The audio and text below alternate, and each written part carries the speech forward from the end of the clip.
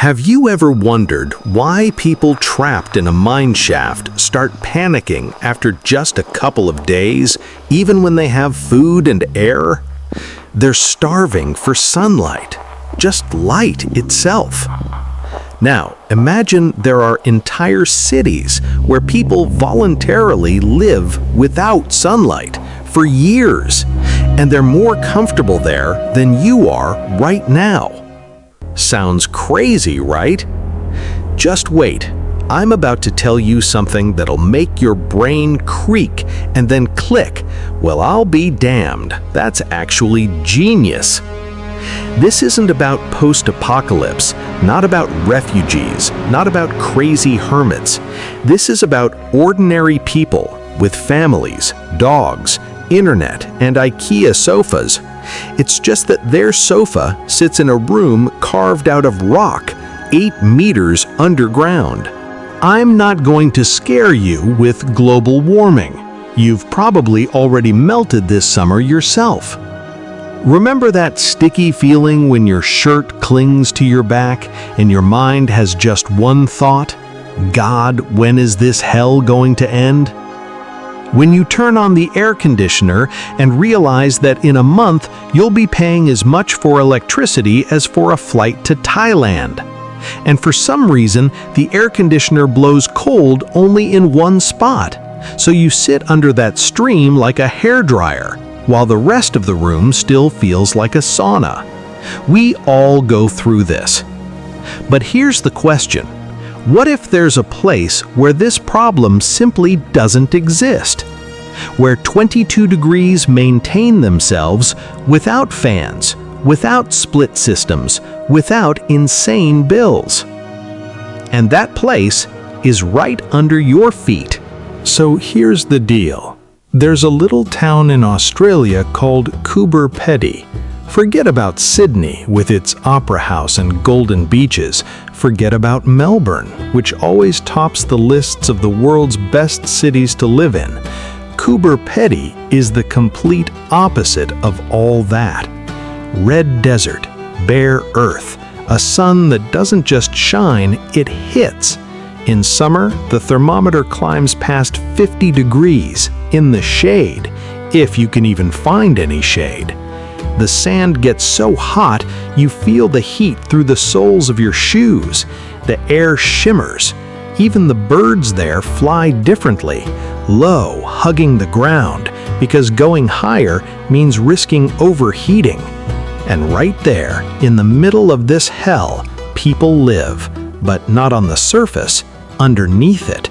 They dug themselves homes, and they've been living in them for years, decades. Some were born underground. For them, it's normal that there's no sun outside the window, normal that there's no window at all, just a wall. Why Coober Pedy? 100 years ago, fortune seekers flocked there. They found opals, precious stones that shimmer with all the colors of the rainbow. Well, the local miners quickly figured out digging here is the only way to survive. In the mines, at a depth of about 8 to 10 meters, the temperature drops sharply to 22 degrees. No air conditioners needed. You just go down and it's always comfortable. They started using abandoned mines as housing. Then they started digging new ones on purpose. They began carving rooms, hallways, kitchens out of the rock. And that's how an entire underground city came to be. Now imagine your own home. Imagine waking up in the morning, opening your eyes, and instead of window light, you see a stone vaulted ceiling. They say it's scary at first. You wake up and can't tell, is it day or night? What time is it? That's why everyone there, by the way, has alarms on their phones and LED lamps that mimic sunlight. They turn on at 6 in the morning and all the room floods with bright white light. By 9 in the evening, that light becomes warm and yellow like a sunset. It's pure psychology, so the body understands this is morning now and this is evening. Otherwise, your brain will just short-circuit. In Coober Pedy, there are homes for every taste. The simplest option is one big room with a kitchen and a sleeping area, about 20 to 25 square meters, like a studio in New York or London, just without windows.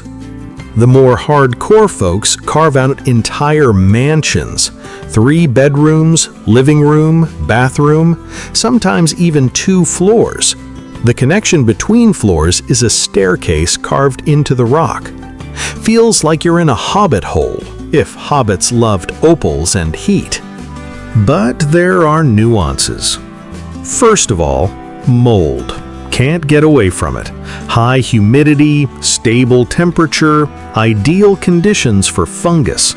So the walls constantly need treating, plastering, coating with special compounds. Second, the walls are sandstone, and sandstone crumbles. Hanging a shelf on a hook like that is a whole quest.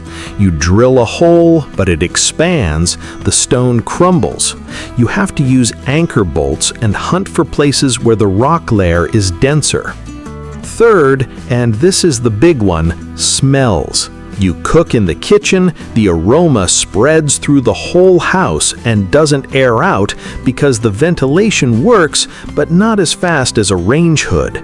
If something burns, the smell lingers for a whole day. So the locals are born chefs.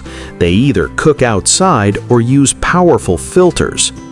And there's one more problem: fresh air. In mines, old ventilation systems get clogged with dust, and if you don't clean them in time, it gets stuffy. So once a month, someone local has to crawl into the ventilation shaft with a shovel and clear out all the debris. But you know, despite all these difficulties, people's eyes light up down there. Because they have something we don't: complete silence. No sounds from the street, no cars, no upstairs neighbors with a drill. Just the hum of the refrigerator and your own voice. For some, that's hell. For others, paradise. One local woman, her name is Irene, has lived underground for 40 years. She says, "You know, when I come home, I close the door. It's a heavy metal door that isolates me from the whole world, and when it closes, I feel safe. There's no silence like this anywhere in the world.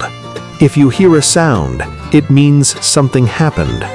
It's always quiet here, and that's probably the best thing in life." You listen to that, and you start to think. We're all chasing noise, megacities, bright lights, constant motion. And here, people voluntarily give all that up for peace. But the question is, do they go crazy down there? Because there's a science, spatial psychology. If a person spends too long in an enclosed space without windows, without natural light, they can develop depression, apathy, anxiety. As doctors note, it's especially important to monitor vitamin D levels, which are produced under sunlight. So why don't the residents of Coober Pedy run away in panic? The answer is simple. They go to the surface. They're not locked in. It's not a bunker where people sit in case of nuclear war. It's just a house, the entrance to which is on the surface. They go out for walks in the evening when the sun is setting, or early in the morning while it's not too hot yet. They have sheds, workshops, garages. Many have cars. So they don't lose touch with the outside world. And that's the key point. They're not hiding from the world. They just sleep and spend most of their time in the cool, and they go up for business. And now I'm getting to the juiciest part. because I promised you the main twist. When I started digging into this topic, I thought, well, Coober Pedy, that's a one-of-a-kind story. There's nothing else like it anywhere. I was wrong. And I was wrong on a global scale. Ancient Turkey, the Cappadocia region. Imagine stone pillars, lunar landscapes, rock-cut churches. Beautiful, right? Now imagine that beneath all that beauty lies an entire underground metropolis. It's called Derinkuyu. It's over 2,000 years old. I'm about to hit you with a number that'll make your jaw drop. This city goes down 60 meters, 8 levels. Up to 20,000 people could live there at once. 20,000! That's like a small provincial town just underground. Derinkuyu wasn't built for comfort. It was built for survival. There weren't just rooms there. There were churches, schools, oil presses, wine cellars, stables for livestock, grain storage, wells with drinking water. Everything needed for an autonomous life. They even had a ventilation system that works without electricity. The shafts were dug so that air circulated naturally between levels, and even at the lowest point, there was always something to breathe. Now imagine the scale. To carve all that out of rock by hand, without jackhammers, without drilling rigs, it would have taken centuries. Archaeologists say construction began in the 2nd millennium BC. That means while our ancestors in Europe were living in dugouts, there was already an underground city with complex engineering here. They carved corridors in the rock that narrowed so that enemies could only pass one at a time, and there they'd immediately be met by a squad of defenders. They made stone doors like millstones, weighing 200 to 500 kilograms. They could be closed from the inside, and no invader could get through. They found this city by accident. In 1963, some local guy was renovating his house. He was chipping away at a wall in the basement, expanding the room. Suddenly, the wall collapsed. Behind it was a passage. He went in with a flashlight and realized he wasn't in a basement. He was in a massive tunnel. He kept going. The corridor led him to another hall, then a third, then a fourth. There were stairs going down. He descended one level, then a second, then a third, and realized he'd stumbled upon an entire city that had been forgotten for 1,000 years. Today, Derinkuyu is a museum. Tourists are taken there. But you know, when you go down there, a strange feeling comes over you. You stand in the middle of a huge hall, several meters high. Light comes from somewhere above, filtering through the ventilation shafts. You look at those stone walls with traces of ancient tools still on them, and you realize that people lived here. With their joys, problems, fears. They gave birth to children. They grew old. They died here in the darkness. And they probably thought this was normal. Because outside, war, heat, a hostile world. And here, safety. And you know what's even cooler? Derinkuyu isn't the only underground city in Cappadocia. There are over 200 of them, various sizes, some smaller, some entire tunnel networks stretching for kilometers. They're connected to each other. You could enter one city, travel underground for dozens of kilometers, and emerge in another. It was a whole underground country, literally. Now let's switch to China. because they have their own underground dwellers too, just a little different. Henan Province, a place known for its aridity. There's almost no rain there. The soil is hard, the wind blows as it pleases. Local peasants spent centuries solving the problem of how to shelter from the weather. And they came up with pits, literally. They dig a large rectangular excavation, reinforce the walls, and then cut rooms around the perimeter of this excavation. The entrance to the house is a staircase going down into the courtyard.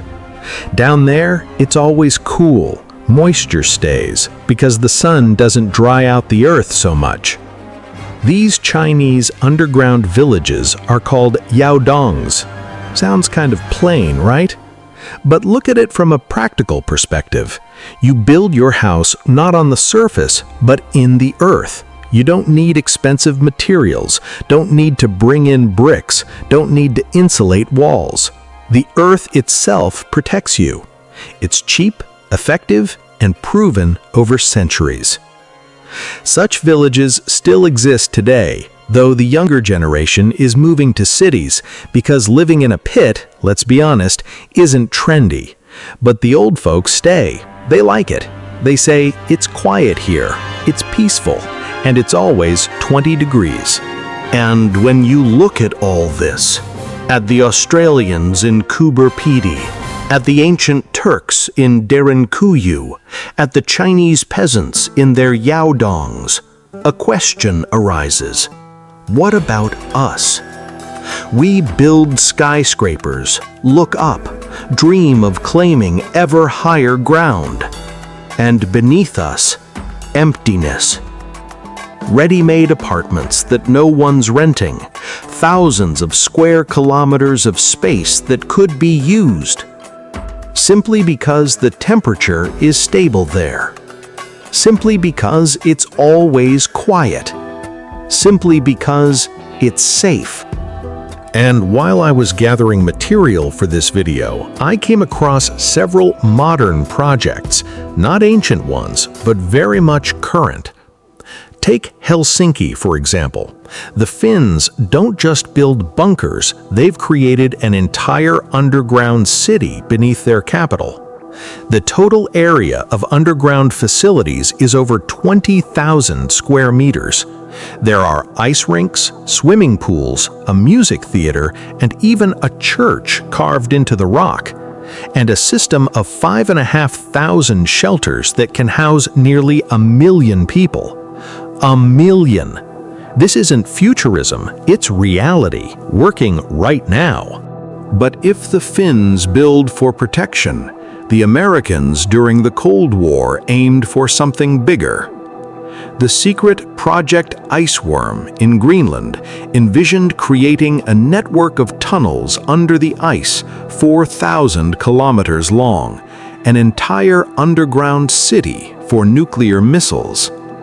It was abandoned, lost under the ice, becoming a frozen ghost of the Cold War. Only recently did NASA scientists stumble upon its remains beneath the ice sheet. Can you imagine? A city forgotten for decades, found by accident, just like some ancient Derinkuyu. In Switzerland, for example, by law, every citizen has a guaranteed place in a bunker. 370,000 shelters in one country. They're not waiting for heat or war to arrive, they're preparing right now. And in the US, there's the Survival Condo project in Kansas, a former missile silo converted into a 15-story residential complex underground. There's a pool, a cinema, a gym, and even its own holding cells for troublemakers. And you know, there's a grain of truth in all this. Because when you think about it, on the surface, we're fighting over every square meter, and beneath us, vast, empty spaces that could be turned into comfortable living space.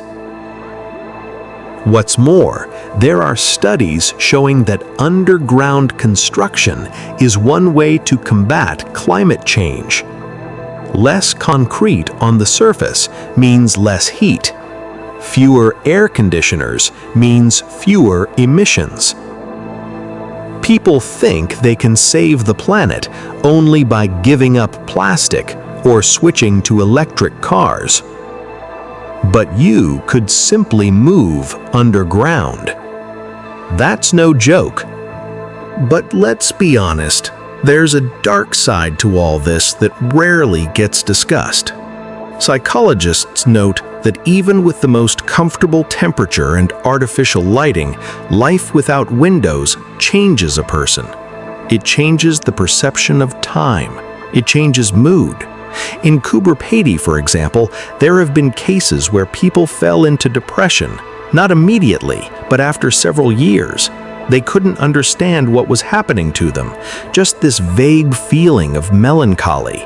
They wanted to go outside, but going outside meant facing 50 degrees. And the person found themselves trapped. Go to the surface, bad physically. Stay underground, bad psychologically. So, they came up with a trick. They started making artificial windows, LED panels that display an image, a view of the sea, a view of the mountains, sunset, sunrise. It changes throughout the day. And you know what? It works. But, let's be honest, it's a crutch. Because the real sun is alive. It warms differently. It shines differently. And the longer you stay underground, the more you realize you're losing something. Something important. Something you can't put into words. And another thing, vitamin D. You've probably heard that without sunlight, the body stops producing this element. As specialists note, this can lead to bone problems and weakened immunity. So, the residents of Coober Pedy get regular checkups and take vitamin supplements. Doctors monitor them. Fortunately, Australia is a developed country with good health care. But in ancient Cappadocia, they didn't have that.